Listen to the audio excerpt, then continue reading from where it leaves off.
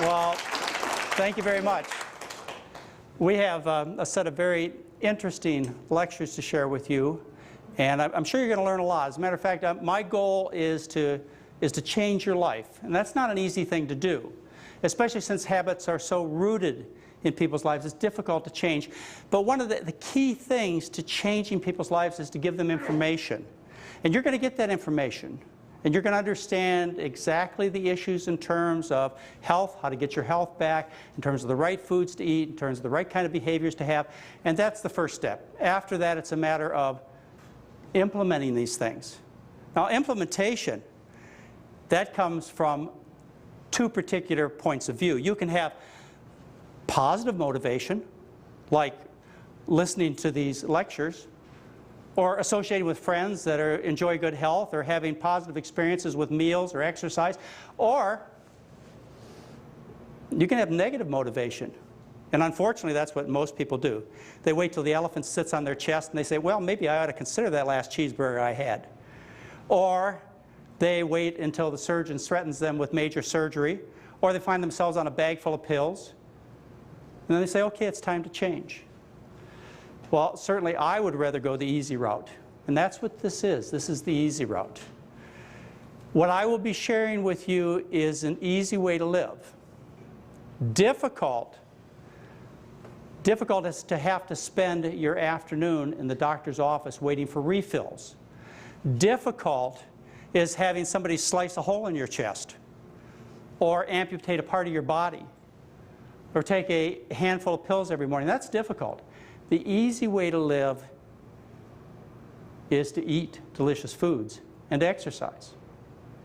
And that's what the McDougall program is all about. The McDougall program is about being healthy. It's about getting out of the medical system. That's what it's about. It's about taking control of your life. You don't want to spend your life involved with your doctor. I'll tell you a car I'm not going to buy again. It's called a Mercedes-Benz. When I owned one, I knew my mechanic. I knew about his wife and children. I knew where he's going on vacation. I knew all about him. I'll never buy that car again because of that experience. You do not want to be the best friend of your doctor. You want to be out of the medical system. And you can do that with the kind of approach that we teach. The approach is based on solid science and also common sense, and I'll share that with you. I start with the idea, and I know this is a difficult one. You may not see it as a difficult idea, but I start with the idea that you are supposed to be, or let's say it this way, you are trim and healthy. It may not appear that way at the moment, but that is the intended state of your health. And the reason you're not that way is not because of some mistake of nature. It's not because you have some kind of genetic disease. The reason you're not that way is because you're not following the right set of rules. And once you start following the right set of rules, then you are going to get the health back that you deserve. And that right set of rules involves the right diet, and I know lots of people are confused about that these days, and I will straighten that out for you. It's about exercise, not a lot of exercise, but moderate exercise, and it's also about cleaning up bad habits. And those are the kinds of things that we're going to talk about. It's how to get control of your life. The best way to understand how this program works would be for you to meet some people that I met one day. I was in a restaurant. A lady came up to me and said, I'd like to take your family's picture. I said, no, thank you. Well, it's only $10. I said, no, really, no thank you. I don't want my family's picture taken, but I'd like you to take the picture of the family sitting over to my left. And so they took a picture of this family. These people were speaking Japanese. They were eating primarily rice and vegetable dishes. They were obviously first and second generation Japanese people. The lady came back, sold me the picture. And I said, well, that was easy. Let's try that again. So I said, for another $10, would you take a picture of the family sitting on my right? She said, sure. And she came back and sold me that picture. You can see the obvious difference. These people were speaking English. These people were obviously in a different state of health. What happened? They're all Japanese people. What happened? Did they change their heredity? Did they catch some nasty virus? No, what happened is they changed their diet. They changed from a high starch, a diet based on rice and vegetables, to a diet that was the birthright of Americans. That's right. the diet of all that rich food, all of the meats and dairy products and cakes and ice creams and so on. And they got fat and sick. And you can see that too. You can see that when you look around the world. You don't have to be a doctor. You don't have to be a dietitian. You don't have to be a nutritionist. Just look at what's happening. Watch travelogues. Go on journeys yourself. Just go sit in the airport for a while and watch people come through and watch what they look like, how young they look, and also watch what they eat, or go up and ask them. And you'll see a consistency, and that is that people who live on diets of starches, like rice, potatoes, corn, pastas, with the addition of fruits and vegetables, these people are trim, healthy, hearty people.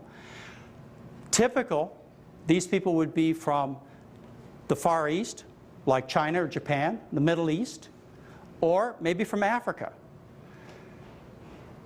When these people migrate to the United States, they lose their immunity to obesity and to illness. They get fat and sick. They get heart disease, they get breast cancer, they get colon cancer, they get prostate cancer, they get diabetes, they get arthritis. They get fat and sick. Now, what would happen to one of your friends? Say you have a friend in mind who has learned the rich American diet and you wanted them to be well. What would happen if you said, guess what, I've got a real deal for you. I'm going to give you a one-way ticket to Japan. And I got this nice farm family I want you to live with. You're going to live on the farm. You're going to eat with the farm family, rice and vegetables. You're going to work in the fields, just 6 months. Well, that's what the McDougall program is about. Not that much deprivation. You don't have to go to Japan for it. But it's basically that kind of change. And it always works. People always get well, just like your friends that you just sent them on that trip to Japan. It's no more difficult than that. People can understand this if they go to the library, if they go to an art museum, and they look at pictures or read stories of the rich people of old. What you read about is you read about fat, sick people when they were kings and queens. Not the common person, not the person who couldn't afford the feasts all day long, but the aristocrats, the kings and queens. They were fat and sick. Now, back then, there were only a few kings and queens. Back then, they had all of their steaks and pork chops and pies and cakes. They had them on silver platters. These days, even if you're poor, the food available is food for kings and queens. They have Dairy Queen and Burger King and Imperial Margarine. They don't even try and fool you. And when you eat that kind of food, the food of aristocrats, you look like kings and queens. Again, the way you solve the problem is you just make feast special again. The kinds of diseases that are caused by the rich Western diet are the ones that your friends and family suffer from. They're the common problems. And your friends and families just don't have a few of these problems. They have lots of these problems. They have problems like hardening of the arteries that we call atherosclerosis, which gives you heart attacks and strokes. They have high blood pressure, adult-type diabetes, obesity, various kinds of arthritis, like ankylosing spondylitis, rheumatoid arthritis, psoriatic arthritis, just aches and pains, just all kinds of arthritis. They have bones that fall apart when they're young people. We call that osteoporosis. They have kidney failure, kidney stones, multiple sclerosis, problems with the bowels like appendicitis and constipation and inflammatory bowel disease, diverticulosis, gallstones, hiatus hernias, hemorrhoids, and all kinds of cancers like colon, breast, and prostate cancer. That's what you get from eating the rich Western diet. Now your question may be, okay, I wish you would have told my parents this so they would have fed me when I was young a healthy diet so that I didn't have to face all these problems. Now here I am today. I'm on a whole bunch of pills. I'm not feeling well. I'm overweight. I'm just retiring from my job. And I really like to have a great life ahead of me, but I see no future. Is there anything that I can do to get well? And there is. And what you can stop is the things that are making you sick. It's really that simple. The medical business succeeds, and I do want to say here that I'm a doctor, and I want you to think about me as a doctor. I'm not an alternative doctor or a holistic doctor. I'm a board-certified internist. I'm a traditional doctor. I'm a doctor who practices by evidence-based medicine. And I have great respect for the medical business. Unfortunately, it has gone a little bit astray of where it should be, which is really focusing fully on the patient, for some reasons that we'll get into. The medical business does a wonderful job when it comes to acute problems. Acute problems like lacerations or broken bones or infections. Now those problems have in common the fact that they're due to single injuries to the body, like the cut or the break or the attack of the bacteria. Doctor comes in, applies the skills of the trade, like sews up the wound, straightens the bone, lances the abscess, gives antibiotics, interferes with the process, and what happens is the patient gets better, and the patient feels wonderful. The doctor also feels wonderful. The doctor feels like he or she did a great job for you. This is a good relationship. But that only happens with acute problems. It doesn't happen with chronic diseases. I mean, just the term chronic means you don't get better. It means you stay sick or get worse. That's what chronic means, like chronic obesity and chronic indigestion, chronic constipation, chronic arthritis, chronic heart disease, high blood pressure, diabetes. These are chronic problems. Just by definition, you don't get better. But why? It's because modern medicine approaches chronic disease just like it does acute care problems. And it doesn't work. And for a very simple reason. Remember, acute problems are due to a single injury to the body? Well, chronic diseases are not due to single injuries, but multiple injuries. Let me give you an example of a chronic problem I had. I used to have a chronic cough. I used to wheeze all the time. I couldn't walk up hills. And I went for acute care solutions like cough syrups, antibiotics, wheezing pills, and I stayed sick until I dealt with the cause of my problem. What I did is I stopped injuring myself 40 times a day with Marlboro cigarettes. Very simple. You see, chronic diseases have in common the fact that the injuries continue over and over and over and over again, and the healing processes can't catch up. And the doctor's medicines can't, they're not powerful enough to counteract that repeated injury. The only solution is to stop the repeated injury, just like I did with those cigarettes. So what you must do first is you must identify the source of repeated injury, and that's easy. I'm going to do that for you right now. You identify the source of repeated injury, and then you do the hard part, which is to stop that behavior. The source of repeated injury is this. It's 4 or more feasts a day. That's the way I was raised, and I know many of you, all of you were too. You started out the morning with Easter, right? And you went on to Thanksgiving and Christmas for lunch and dinner, and then after dinner you had a birthday party. That kind of feasting makes people fat and sick. Now everyone understands this. The solution to the problem is to make feast special again. Doesn't mean you can't have birthday cake on your birthday, or turkey on Thanksgiving, or ham on Christmas, or eggs on Easter, or Halloween. I always love Halloween because I get Babe Ruth bars. But that's Halloween. You can't do that every day or you get into some serious trouble. The diet that best supports health, the one that you need to eat most of the year, 3 times a day, 7 days a week, and maybe not 52 weeks of the year, but certainly most of the time of the year, is a diet based on starches with the addition of fruits and vegetables. And that's what the McDougall program is all about. It's a traditional diet, a diet that you like. I mean, think about it. You think of starch as comfort food. When I mention pasta, I'm sure many of you think about this as the food you really want to enjoy. And you say, well, pasta makes me fat. Yes, sure. That's why there's so many overweight Italians in Italy. Oh, well, that's changing, yes, as they eat less pasta. And you say, well, how about rice? I like rice. That's a comfort food too. But that makes me fat, you say. But wait a minute. How come there are millions and millions and millions of Asians who live on rice and nobody's fat? So we have to rethink these things. It's a starch-based diet based on those common comforting foods like rice, corn, potatoes, pastas, beans, peas, lentils, breads, with the addition of fruits and vegetables, and then rich foods are kept for special occasions.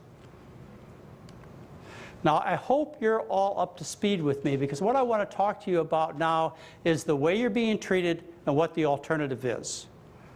The alternative to drugs is diet. The alternative to profits in medicine is really focusing on the patients. And, you know, I can tell you, as a practicing doctor, I would much rather think of myself as a doctor who helps people than as a doctor who just puts people on medication. And unfortunately, that's what the medical business has turned into, is just a bunch of pill pushers. And that would be fine if it worked. But it doesn't give you the kind of health that you deserve. Now let's just imagine for a minute that you were a doctor and a patient walked into your office who was smoking cigarettes. What would your answer to the problem be? Would you give the patient a smoker's vitamins maybe? Or the answer to your problem is you take cough syrups because of that terrible cough you have. Of course not. As a good doctor, what would you do?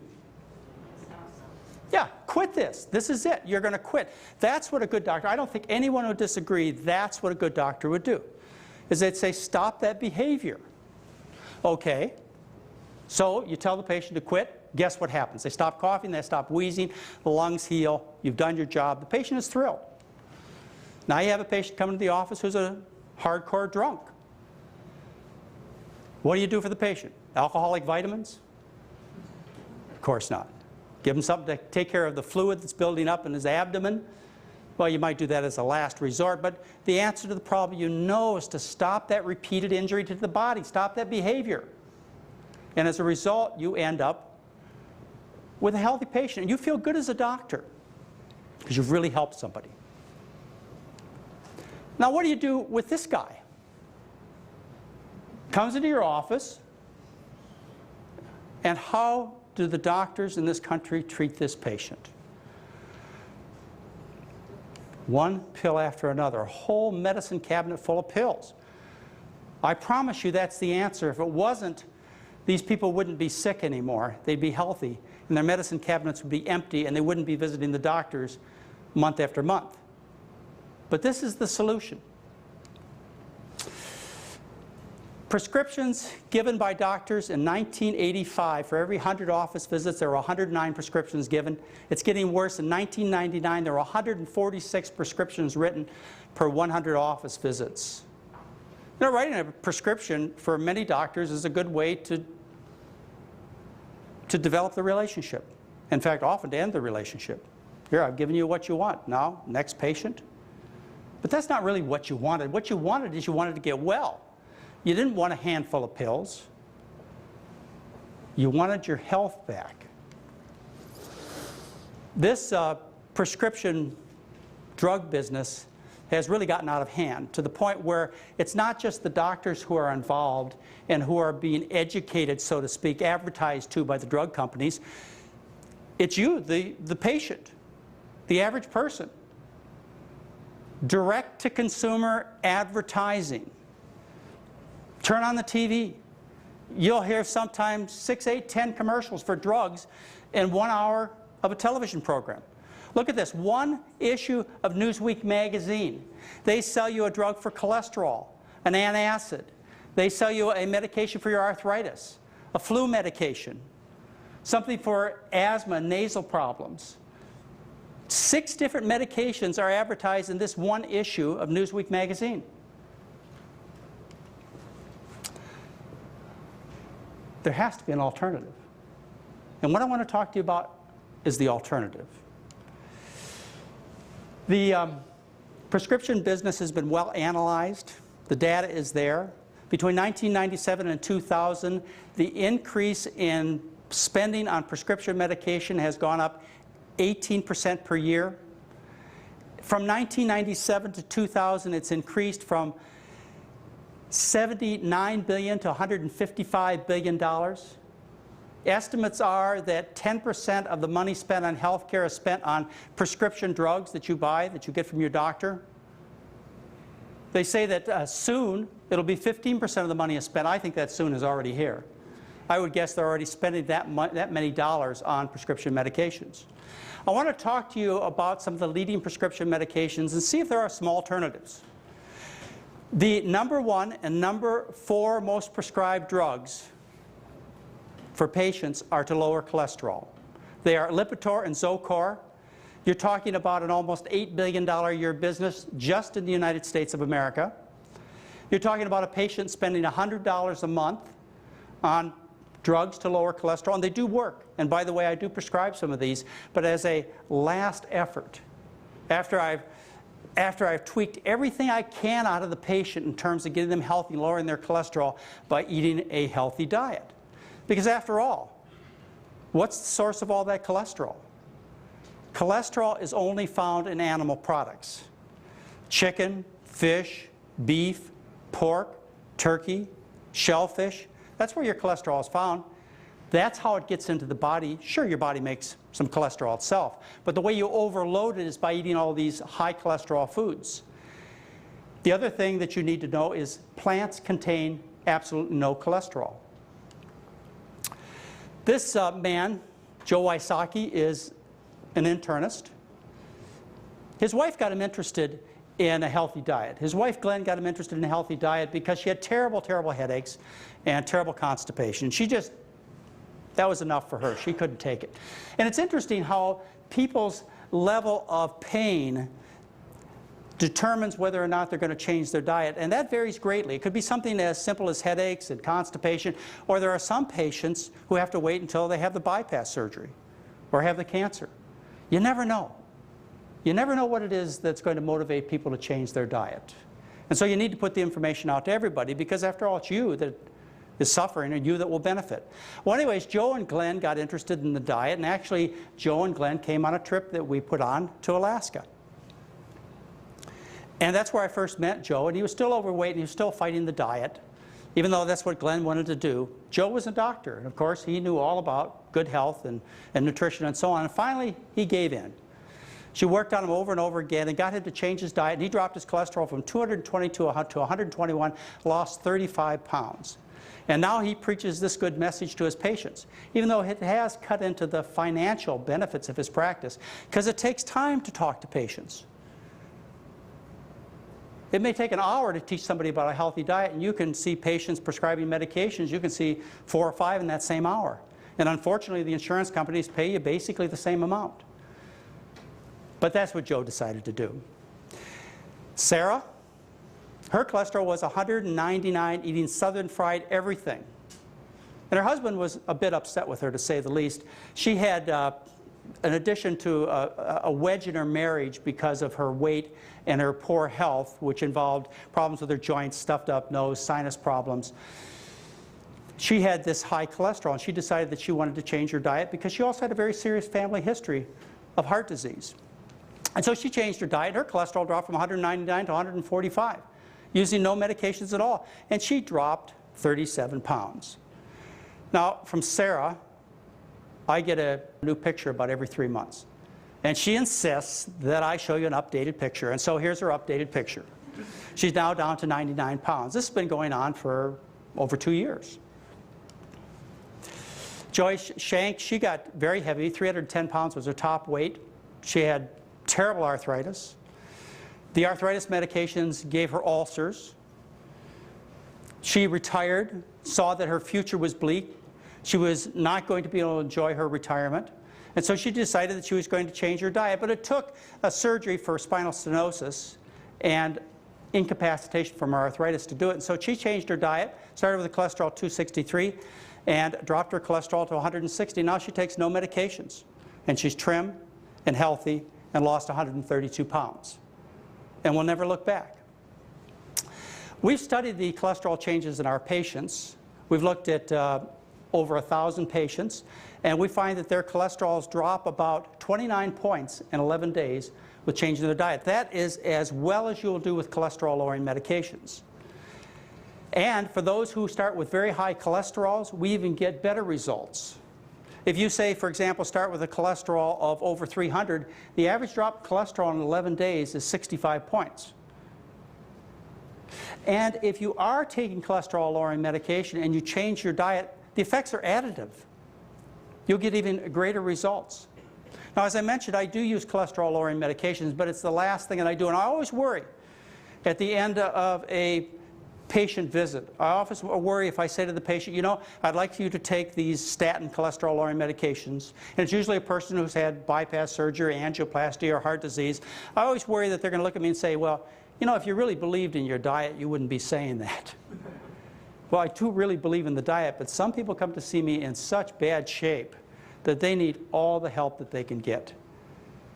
And I am a doctor, and I do prescribe medication, but just very carefully, only when I think it's absolutely necessary. We also drop triglycerides for patients. For example, if you start with a triglyceride level of over 600, the triglycerides can be cut in half with a simple dietary change. Let's talk about drug number 2 and 3. That's Prilosec and Prevacid. Patient spends about $140 a month on these kinds of medications. This is over a $7 billion a year business to relieve the problems of something that you put in your stomach. I mean, wouldn't it be obvious? Don't you think that would be so obvious that the reason your stomach hurts is because of something you put into it? You would think so, but then my early medical education taught me that people got indigestion because they were stressed, they were worried.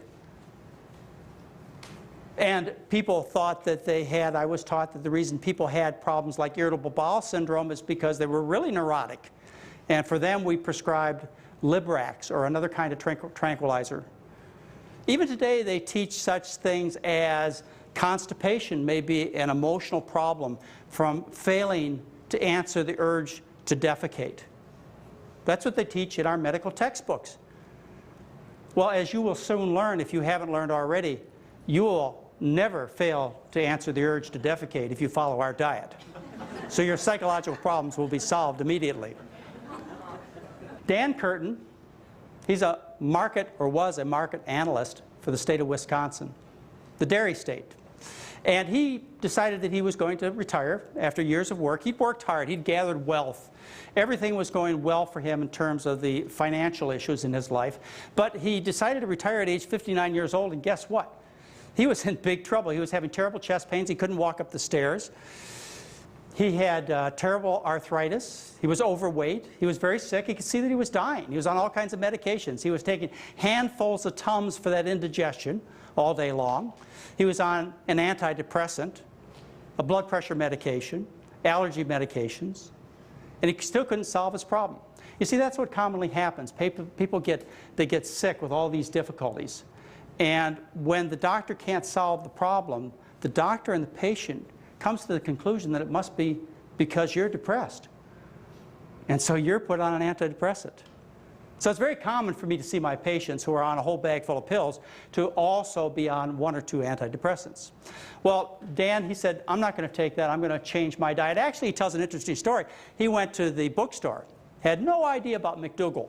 Went to the bookstore, started looking through the bookstore, and he found this one book with a smiley face with an apple in his hand. And he said, well, now that looks like a nice, friendly doctor. And of course, that was my cover of the McDougall program book. And he picked it up and he read it cover to cover. And he changed his diet and he changed his life. As a matter of fact, in a matter of just a few months, he was off all of his Tums. His 7 months results are he lost 40 pounds. He was off all his medication. His cholesterol dropped from 215 to 184. Blood pressure dropped from 156 over 90 to 124 over 80. Triglycerides decreased. He was off all his medication. Yeah. Now this is hard to believe for, I know, a lot of people. I want to tell you, this is what you should expect to happen. You know how you see those infomercials say, this is the best case scenario, don't expect these results. Well, I'm here to tell you to expect these results. This is big medicine. Big changes result in big changes in you. So if you make big changes in your diet and your lifestyle, you will get big changes also. But that's hard for people, especially those of us raised in a society where we believe in medications. And when there's so much money behind these medications, it's very difficult. So sometimes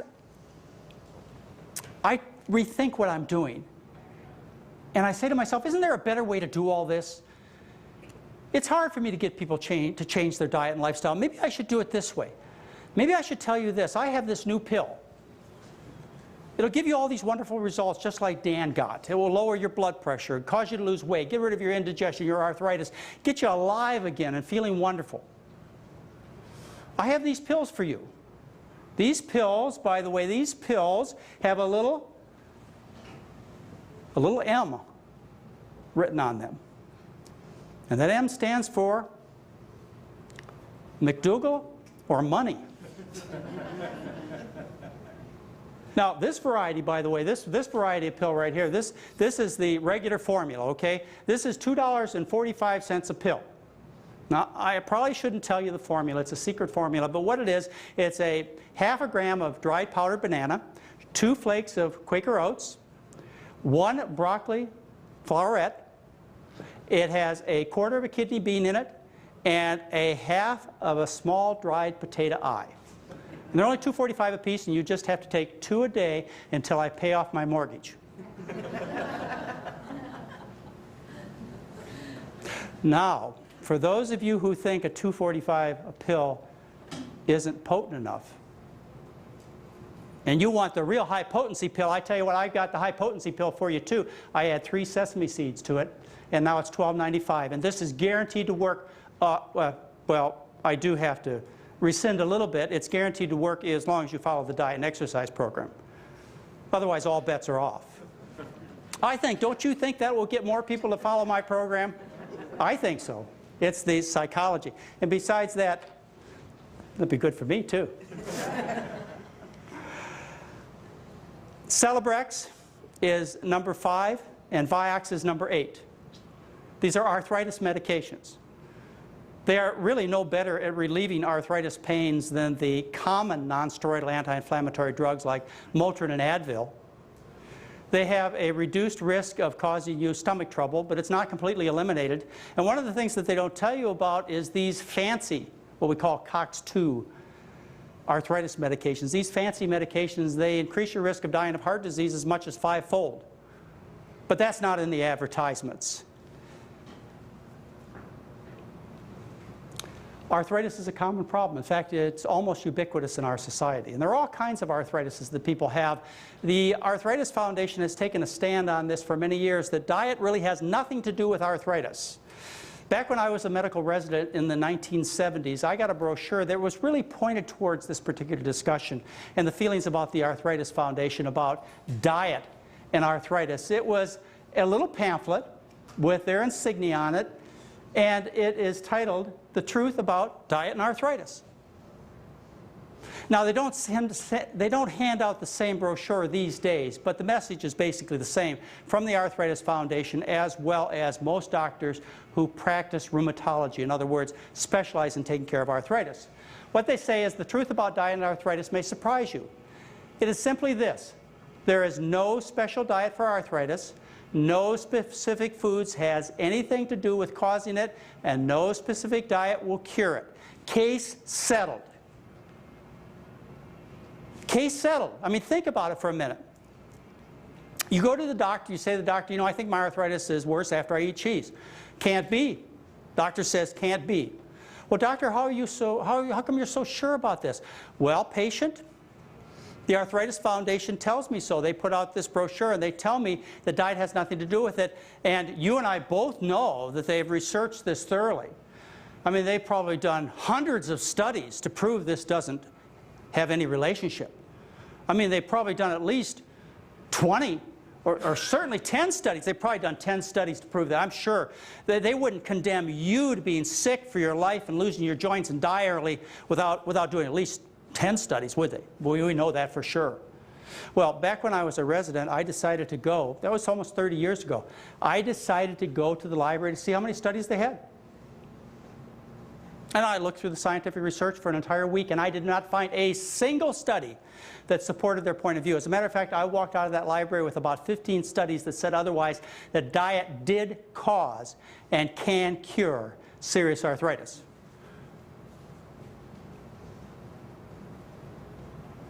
But because of this message, you don't stand a chance when it comes to diet and arthritis. And it is a message that continues today. All you'll get is a bunch of pills, and often those pills will cost you over $10,000 a year to take when you get into the more sophisticated ones and the more severe arthritises. But that's not the case. This is an interesting young woman. I first found out about her in 2002, January of 2002. She was 17 years old. The story starts actually in October of 2001.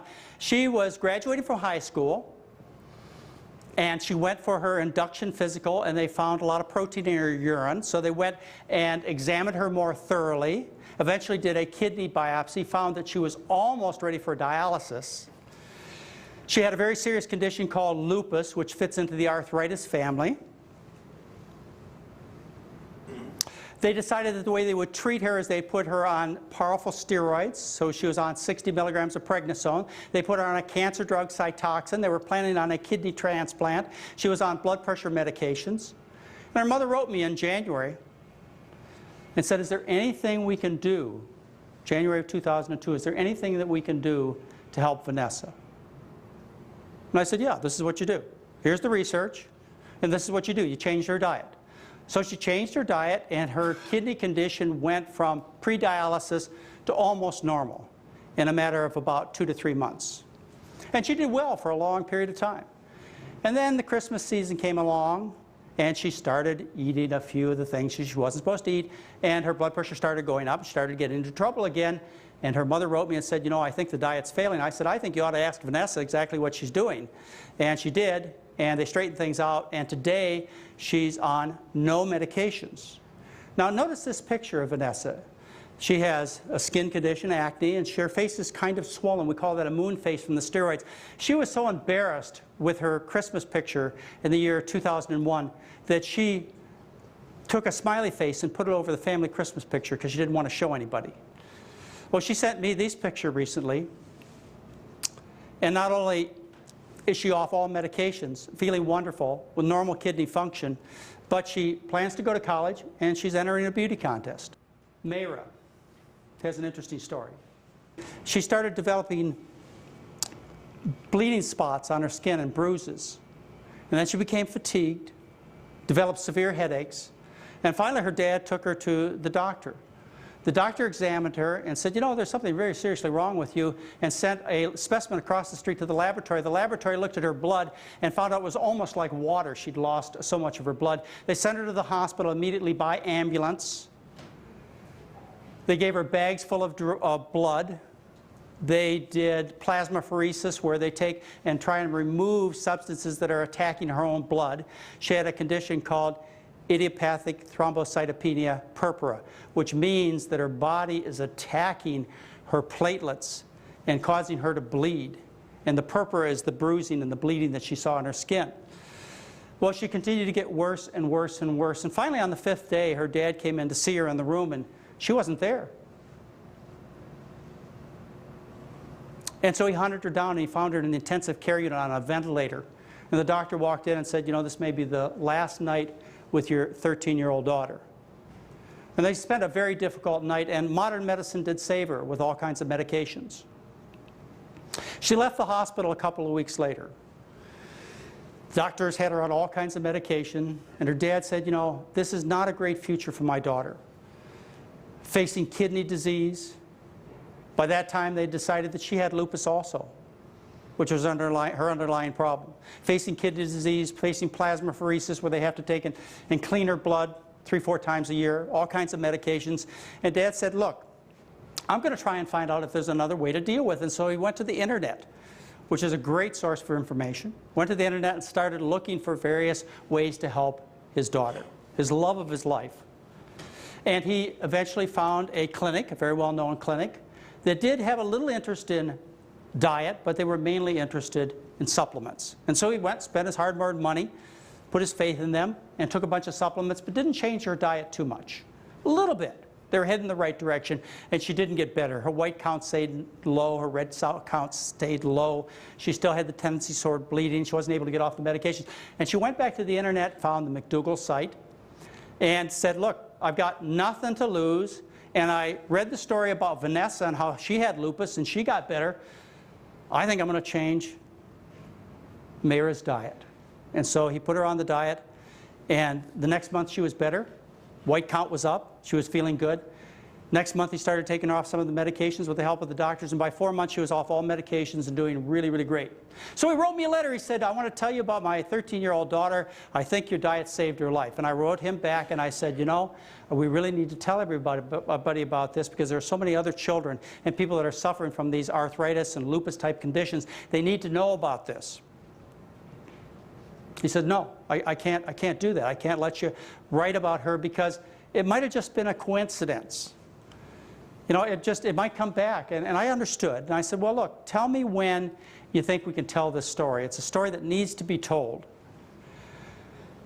So this conversation I had with him over the internet went on for almost a year. And finally, in June of 2004, he wrote me a letter. He says, you can tell the story now. He said, I'll tell you what happened. He said, I took my daughter back to her doctor, and her doctor said, finally, he said, you know, I don't think it's a coincidence. He says, I think the diet cured your daughter. And then the head blood doctor, the head hematologist, came by. And he was examining the daughter and finished the examination and looked at the dad and daughter and said, well, she seems to be just fine, but are you sure you don't want her on the drugs? And he was angry, to say the least. And he said, now it's time to tell the story. And he left. And you can read her story and the other stories I've told you about on my website in a section called Star McDougallers. You can learn about these people in detail. Sabrina Nelson. She works for a group called VegSource. Very interesting woman. She was a vegetarian for many years. And she couldn't understand it when she developed a disease called RP, or relapsing polychondritis. Young woman, she had twins and a young boy, happy family, wonderful husband, and she was a vegetarian. Now, her mother-in-law had given her the year before a copy of the McDougall Program book, which she thanked her for and put on the shelf. And then she developed relapsing polychondritis, which is a disease where the body, like arthritis, where the body attacks the joints, like lupus, where the body attacks the kidneys and the joints and the skin, relapsing polychondritis attacks the cartilages in the nose, the ribs, the ears, cartilages throughout the body it attacks. And her ears were red and hot and painful. And the end result is a serious deformity. As a matter of fact, part of the reason I'm telling you this is the British Medical Journal in the September 23, 2004 issue showed a picture of a woman with relapsing polychondritis, and her ears were bent over like a floppy ear of a rabbit because the inflammatory process had destroyed all the cartilage in her ears. And that's what this woman was facing. She was a vegetarian. But she was a vegetarian that ate lots of cheese and lots of eggs and other kinds of dairy products. And she decided to change her diet. She changed her diet. The disease disappeared. The threat of medication disappeared. She eventually lost a whole lot of weight. And she's enjoying her family now about 8 years from that initial episode. Jean Brown, typical rheumatoid patient. Rheumatoid arthritis is the most common of the inflammatory arthritises that hundreds of thousands of people suffer from worldwide. One of those diseases, quote, we don't know the cause of. Jean Brown, she actually says that in her teenage years she was starting to get sick with arthritis, and finally in her early 30s she was in such constant pain she was unable to turn a doorknob, to squeeze a toothpaste tube. She couldn't lift her legs out of bed in the morning. She wasn't living, basically. And she was so desperate that she said, it's now time to change my diet. She discovered what we were doing and made a simple dietary change, and the next week she was better. And within a matter of months, she was shopping, she was gardening, she was doing all the things that she wanted to do. Now, one of the motivations to change her diet was this. As she looked at the website, she looked at an article I wrote called Diet, the Only Hope for Arthritis, and she read it and explained to her the facts on arthritis, the real scientific facts, what the literature really says, that these kinds of inflammatory arthritises are diseases of Western civilization where people eat the rich diet. They don't occur in parts of the world where people eat a starch-based diet. And then she read the 25 studies. There are 25 studies that show if you have these kinds of arthritises, if you change your diet, what happens is you get better. We did one of those studies, and we found that 70% of people in 4 weeks were dramatically improved or cured, which we published in the scientific literature, were cured or dramatically improved in 4 weeks after a dietary change. Most of them off all their medications, feeling well. It's a simple approach. Drugs number 6, 7, and 9, antidepressants. Do you remember the day when everybody wasn't depressed? You know, I do. I remember when I first started in medicine, you know, very few people were on antidepressants. We have antidepressants now that are so easy to take with so few side effects compared to the ones that I had when I first started practicing medicine that many people are on them. In fact, I'd have to say in some of the medical practices that I've been in where people are really in big trouble. And what I'm thinking about is a practice I had up in Minneapolis. You know, where it's all cloudy, people have little else to do but eat during the wintertime. Lots of overweight, lots of unhealthy people live in a very cloudy environment. I would guess that somewhere around 40% of the women I took care of were on antidepressants. Yes. You have to ask some basic questions when you find that that many people are in that big a trouble.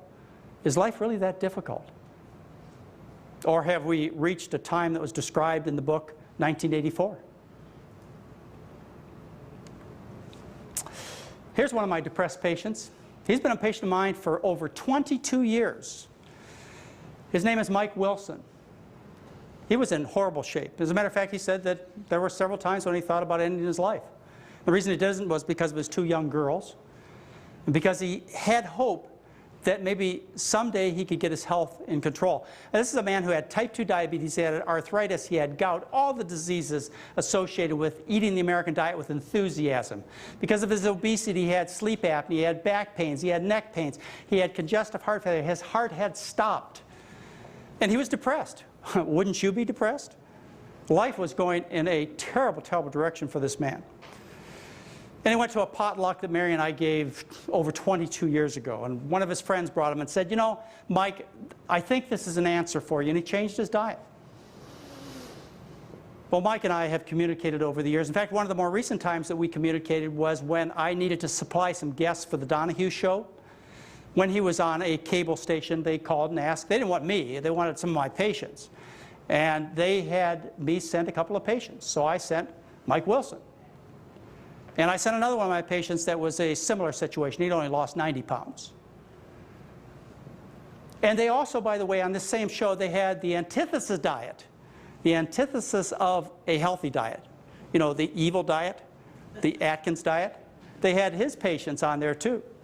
And I want to tell you, if you turned off the volume of the set and you looked at the people, you didn't even know who was who, and you watched the patients. When his patients were up there, they were still overweight, and they looked sick. And when Mike stood up, Mike looked great, absolutely fantastic. And they showed us before pictures, and his skin shined. He was vibrant. He was trim. He was active. He does everything. He plays with his kids. He's in phenomenal shape. He says that life's less expensive too, because now he can ride around in a compact car instead of this huge car he used to have to buy. He lost 265 pounds, and he got his life back. That's what he did. Depression. So many people are depressed. Let me offer you some simple solutions to depression. How about increasing your serotonin level? Serotonin is a chemical in your brain that relieves depression. It also decreases your appetite. It kind of smooths life over. Instead of life being so jagged and edgy and painful, what it does is it kind of smooths your life over so that the sights and sounds and emotions aren't so jagged, aren't so difficult, aren't so painful. And it relieves depression. As a matter of fact, these drugs that we just mentioned, like the Prozac, the Effexor, and so on, these are drugs that raise serotonin levels in your brain. That's how they work.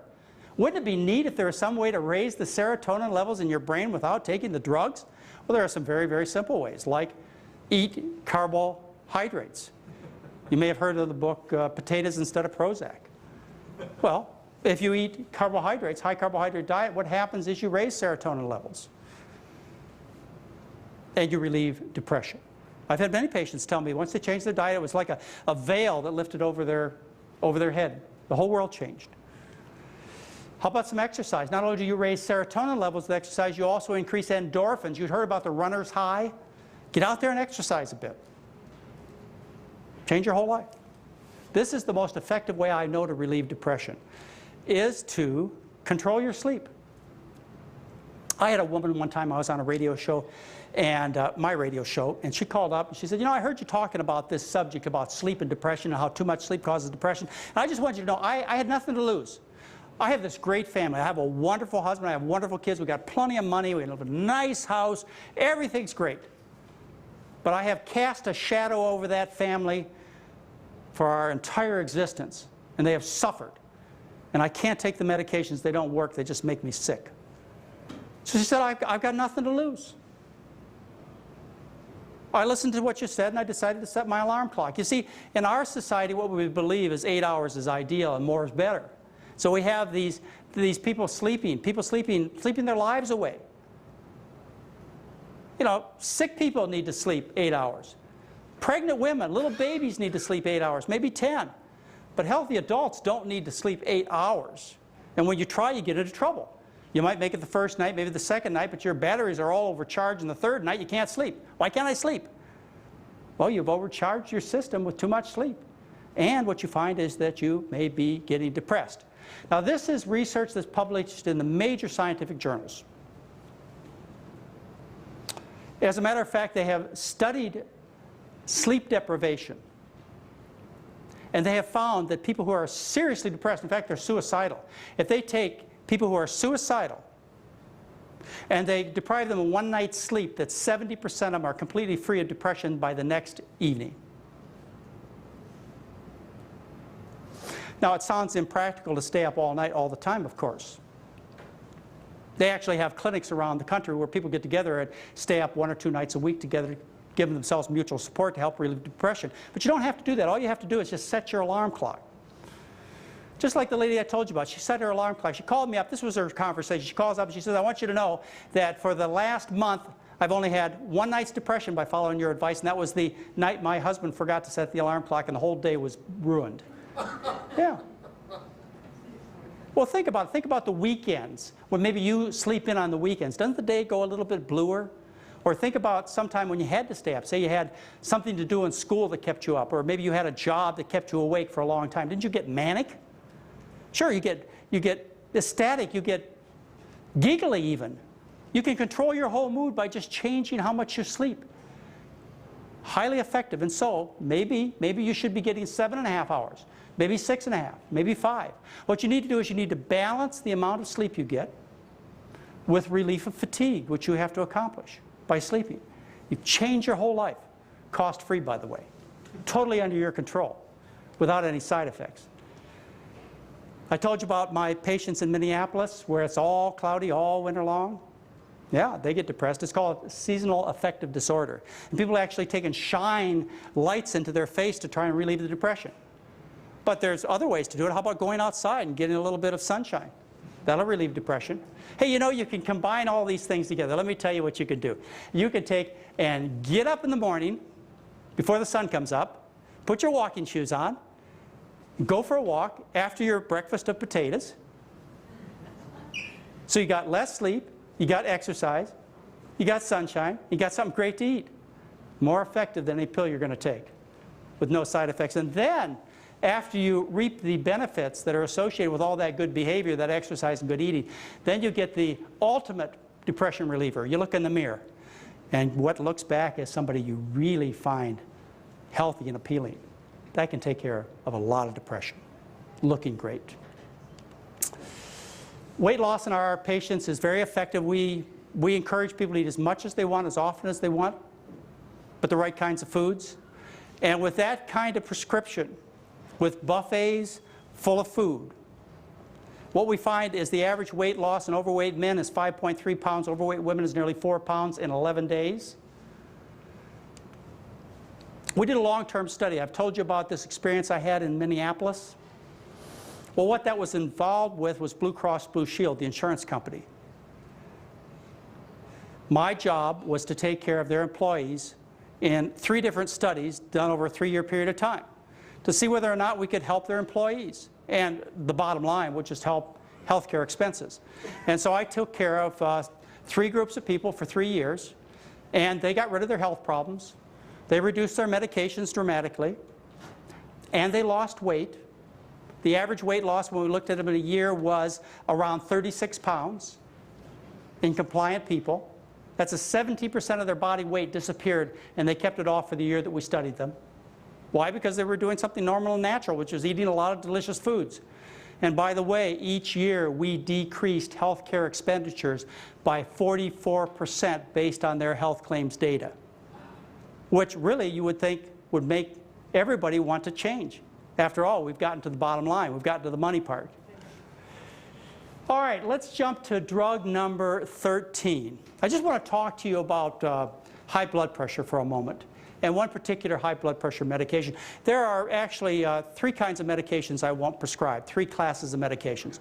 I'm a doctor, I have a prescription pad, it lasts a long time, but I do write prescriptions for people. But there are three kinds of medications I will not prescribe, three classes. One is the sulfonylurea diabetic pills. It says right in the physician's desk reference that these diabetic pills will kill you in heavy black print, increases your risk of dying of heart disease by 2.5 times. I'm not going to prescribe them for you. I don't prescribe Provera, medroxyprogesterone, because it says it'll increase your risk of heart attack and give you breast cancer. Why would I prescribe that? It makes no sense at all. And the other drug that I will not prescribe, the other class of medications, are calcium channel blockers, which are commonly given to people with high blood pressure and heart disease. Why? Because they increase the risk of dying of heart disease as much as 8 times.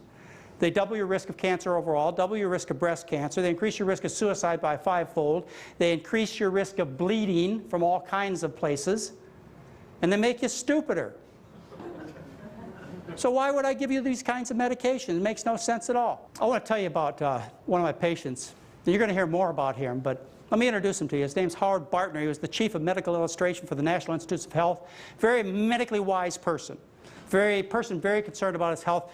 He started thinking that he had some heart trouble about 6 years ago. He was getting a little short of breath, getting a little bit of fatigue, but you know, they looked at Howard. He was a thin guy. They figured his cholesterol was, quote, normal. It was what most people's cholesterol is. And they said, Howard, you don't have any problems. And Howard finally said, you know, I do have trouble. And they admitted him to the hospital.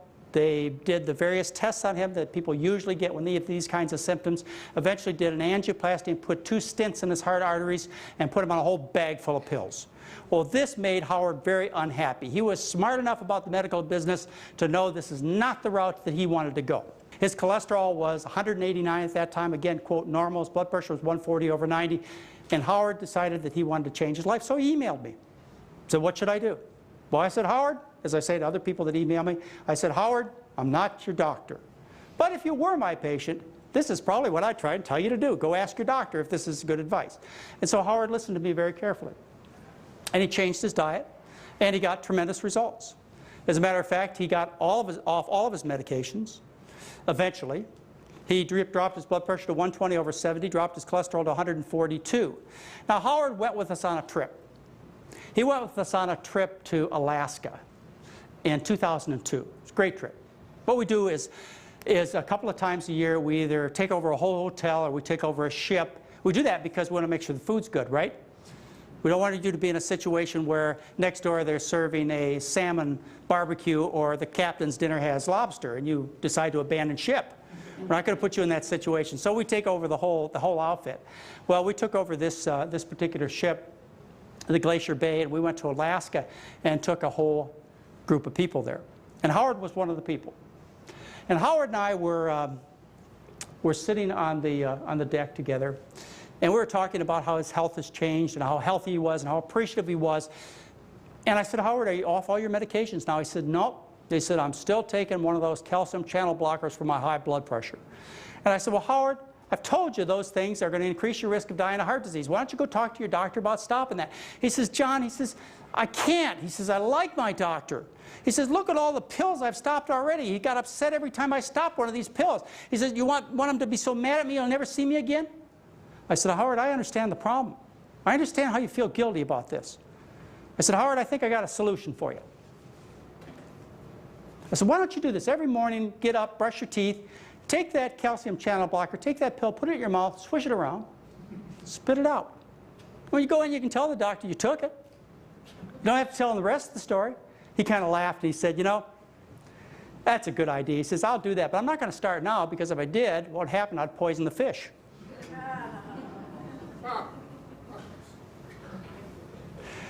Now, not only was Howard on this Alaska trip with us, but there were also a couple of people that I consider the stars of all-star McDougallers. The stars of all-star McDougallers. They're the most fantastic people in terms of, well, everything. And for very good reason. They're the most fantastic people. Not only because of their great health, because they're also people I love very dearly and are very close to me. We were having a conversation one day, I was loading up my windsurfing boards, and he was out there sawing a door. And I looked at him and just jokingly I said, would you like to go windsurfing with me? Now he's 92 years old when I said that to him. I said, you want to go windsurfing with me? He says, can't swim. I said, well, if you could swim, would you go? He said, sure, why not? Then he'd go. I mean, after all, he's in those kayaks that you see right there. He and his wife are in the kayaks. They're 91 years old on this trip to Alaska. Why wouldn't they go? They'd go kayaking with us among the icebergs. If he could swim, he'd go on windsurfing with me. Our history goes back a long way. It goes back to when Mary and I first got married. These are my in-laws. And that goes back 33 years ago. At that time, they were about 40 pounds heavier than they are now. At that time, every time they would come to visit me, the first thing I would hear out of my father-in-law's mouth was, you got to take me to the hospital and x-ray my stomach. You got to x-ray me because I think there's something serious wrong. And so we'd take him to the hospital. I'd do upper GI and lower GI and say everything's fine. So, oh, thank goodness. And about 3-4 days after staying with us, all of his pains went away. And I said, don't you think it has anything to do with the diet? Well, I'm not sure. I don't think so. But sure like this food, he'd say. About that time, I started checking him a little more carefully. I was doing his physical examinations. That was almost 30 years ago. I did his exam, and one time when I finished the exam, in fact, the first exam I ever did on him, I sat my mother-in-law and my father-in-law down, and I said, I have some news for you, and I want you to listen very carefully. I said, Dad has prostate cancer, and I want you to do nothing. I don't want you to have any more tests or any more treatments. And I explained to them why. I explained to them it was slow growing. I explained to them if they changed their diet, it would make a huge difference. And I explained to them that the treatments didn't work. And they understood, and they believed me. They said, fine. But they still didn't change their diet. That took until about 20 years ago when my father-in-law lost the front of his heart. And when the bypass surgeons came in and said, we're going to do bypass surgery on you, and I said, wait a minute, doesn't he get a phone call? Doesn't he get a second chance? They said, sure, sure, because the indications really weren't there. And then he changed his diet. So that was when he was 70 years old. Now, we went to the doctor a couple of years ago, the urologist, because he was having a little bit of difficulty passing his water. And the urologist examined him and came out really, really sad faced. He said, oh, I have something terrible to tell you. He said, your father-in-law has prostate cancer. And I said, yeah, I've known about that for 30 years. He said, you didn't treat him? I said, no. He said, good decision. Good decision. And my mother-in-law, she's reaped similar benefits, lost 30, 40 pounds. Her arthritis has greatly improved. And I'd like to introduce you to these favorite people in my life. I'd like to introduce you to the star of all star McDougallers. They'll be 93 in 2 months.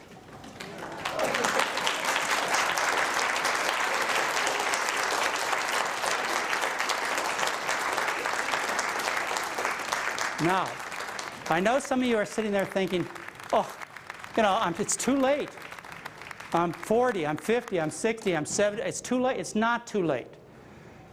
The human body is miraculous in its ability to recover and survive, but you've got to give it half a chance. They're excellent examples of what you can accomplish. Right now, both of them work a full day, an 8-hour day. Doing hard construction, he still does. Building things around our house when he's there.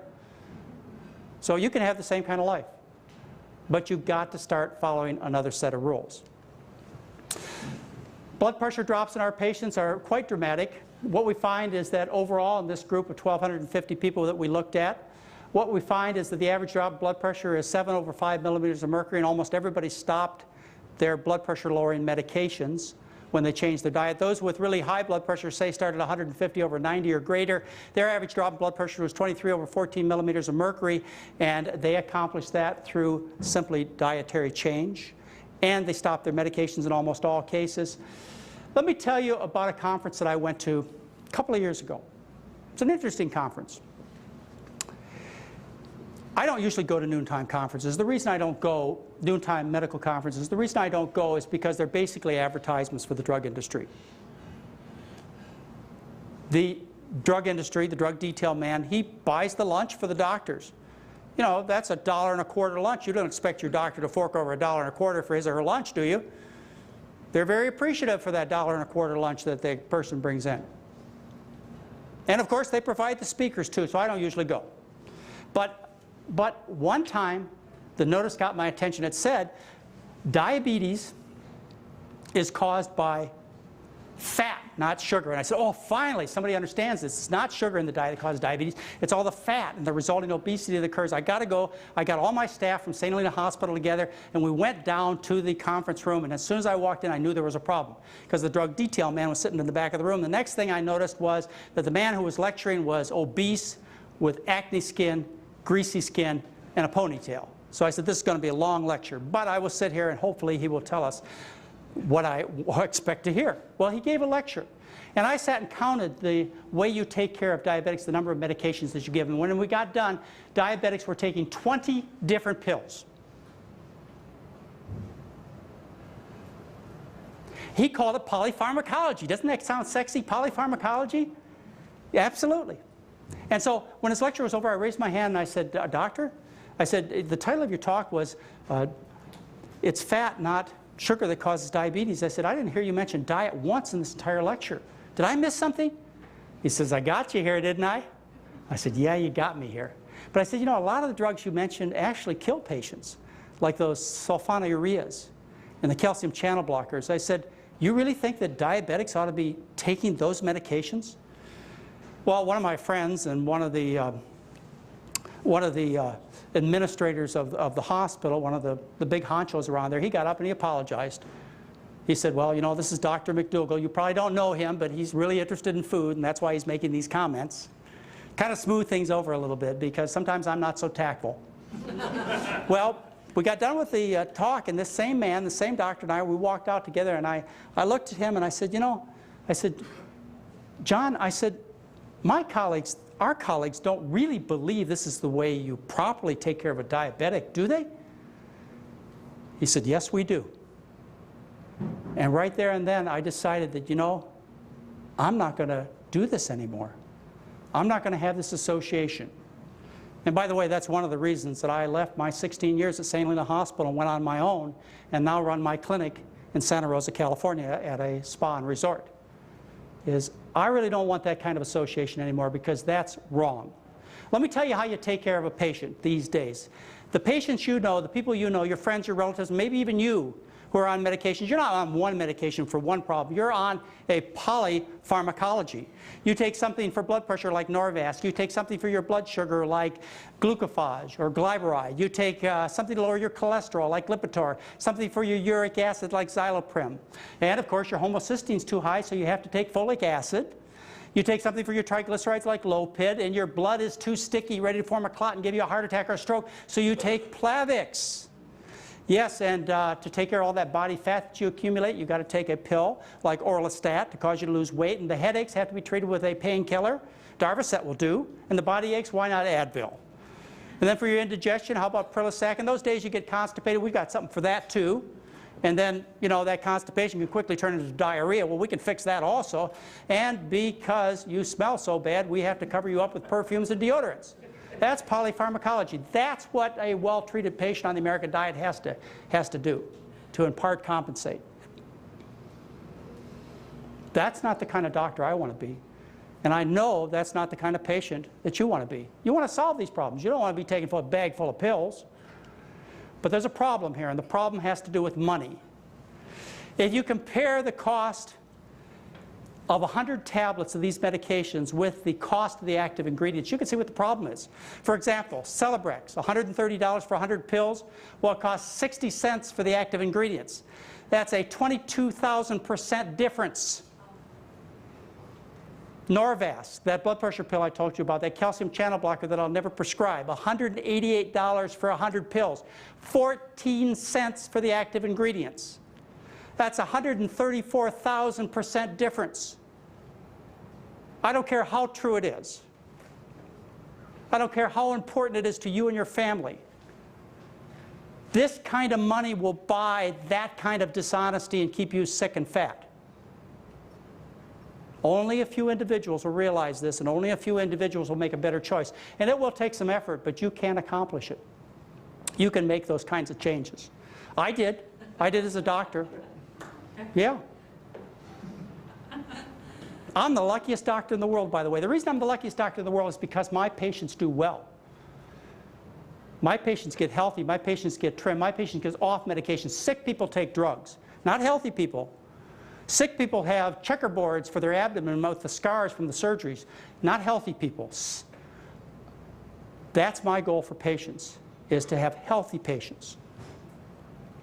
And the return is tremendous for me, it really is. The fun in life comes from helping other people. You know this, whether you happen to be a builder, you build people's nice houses, or you happen to arrange flowers and you make people happy, or you paint pictures and you make people happy with your art. Imagine what it could be like to be a doctor, to help other people's lives, to make them healthy, feel good, and get the most out of life. Can you imagine the reward I must get? I'm the luckiest doctor in the world. But there's something wrong with this picture.